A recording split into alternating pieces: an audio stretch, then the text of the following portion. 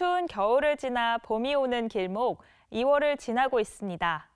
따뜻한 봄을 맞이하기 전 아직 채워지지 않은 무언가가 아쉬움으로 남는다면 좋은 책과 함께하면 어떨까요? 국립중앙도서관의 2월 사서 추천 도서 김민영 국민기자가 전해드립니다.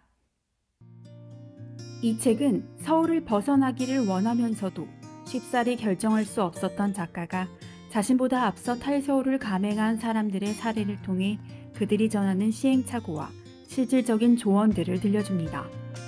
제가 몇 년 전부터 서울에서 사는 것에 대해서 굉장히 회의감이 들었어요.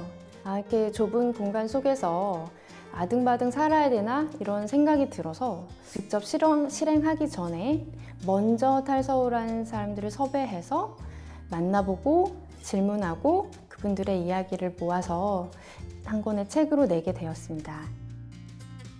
이 책은 루브르, 오르세 등 전 세계 7개 유명 박물관과 미술관에서 소장하고 있는 작품 80점에 대한 제작 방법과 당시 시대상 등 배경 지식뿐 아니라 저자의 감상평을 더해 대중들이 풍성하고 다채롭게 미술품을 즐기고 만날 수 있는 기회를 제공합니다. 어떤 특정한 작품, 어떤 그 아티스트와 관련된 어떤 역사적인 인문학적인 배경들도 이제 점점 알게 되고 점점 그러면서 점점 이제 경험이 풍성하게 되는 거죠. 그래서 그런 과정에 이제 제 책이 어떤 그 역할을 일조를 할 수 있는 그런 계기가 있었으면 좋겠다. 그런 작은 소망입니다. 국내외 문학 분야 추천 도서는 따뜻한 문장과 풍경으로 풀어낸 소설 같은 힐링 에세이, 아주 오랜만에 행복하다는 느낌과 가족 간의 애정과 결핍, 상실과 극복을 깊은 여운과 섬세함으로 표현한 세영제의 숲이 선정됐습니다. 인문예술 분야 도서는 지리적 이해로 직면하는 현대사회의 문제와 해결하는 과정을 담은 지리학이 중요하다가 추천됐고, 사회과학 분야 도서는 인류는 어떤 아이디어로 성장했는지를 역사적 사실들을 통해 설명하고 분석한 휴먼 프론티어, 초연결 시대에 생각해보는 거대한 아이디어의 미래가 선정됐습니다.